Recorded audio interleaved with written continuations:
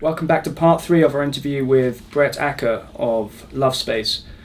Brett, obviously LoveSpace doesn't take up that much of your time at the moment, is that correct? Yeah, I probably spend a couple of days a week on LoveSpace. So after I'd sort of founded it and brought it to market, we hired a very, very strong managing director, and we've got a team of 5 other people as well. So they're very much involved in the day-to-day. I'm always on the end of a phone, but I tend to be in the office 1 or 2 days a week for LoveSpace. I see. So what else are you doing with your time?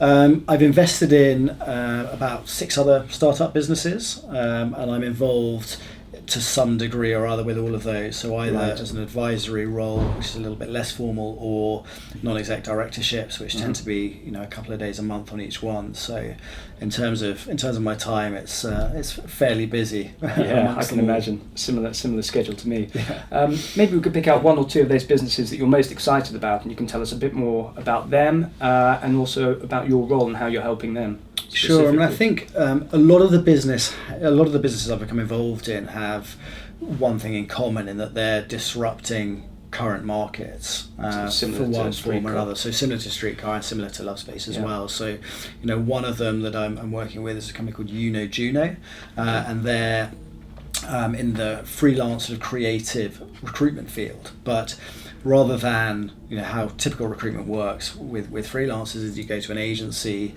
you get sent some CVs, you go through the CVs, it takes you weeks to get them in, and then you get charged 20% at the end of it all. The way that Juno works is, and the reason why we got talking originally, is that they basically have like a booking system similar to actually the Streetcar booking system, whereby and they've got the best pool of freelancers, because that's their background they come from. So they have a fantastic pool of freelancers. The client will go on and say, right, I want this particular skill set for these particular days.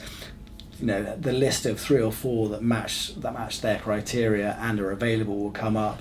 They then are put in touch with each other, and they can be on board within a day. So literally from the start of the search, they can actually be in the office working the next day, and it's also hugely cost competitive in that it's around 5% rather than the 20% typical agencies will charge. So and in terms of your involvement with that business, how do you help out? Is it just lending your name, or are you actively involved in? I'm involved certainly. Whenever they're wanting to run anything by me, I'm always on the end of the phone for them, and I think there are certain similarities between what they're doing and what I've sort of done in the past, and to certain degree what I'm doing with LoveSpace now. So I've certainly, I hope I've managed to help them in terms of the growing pains of an early stage business. They're looking to raise financing at the moment as well, which I've been involved in in the background. Okay, great.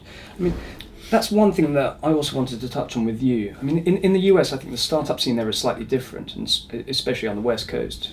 And particularly in Silicon Valley, you have the PayPal mafia, you have successful entrepreneurs who have exited, but then they come back and they give back. And it sounds like you're doing a lot of that here, but we don't see so much of that. And do you think that's either as a result of us not having had such stellar exits, or of people disappearing?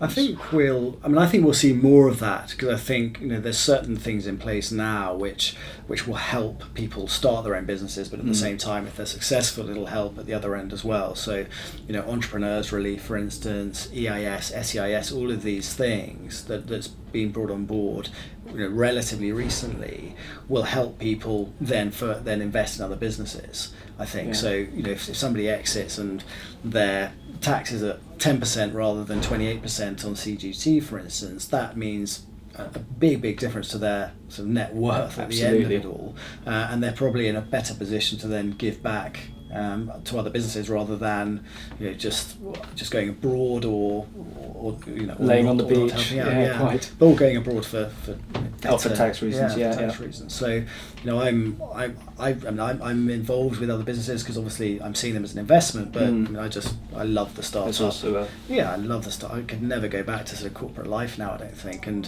I love being involved in various different startups. So I'm sort of fairly involved in them all, some more actively than others, but to have 6 or 7 businesses where they're all at similar stages of growth, and they're all young, dynamic, entrepreneurial teams. Being involved in that is hugely satisfying from my side. Absolutely. All right. Well, thank you very much for taking the time to speak with us. No problem. Thank you. All right.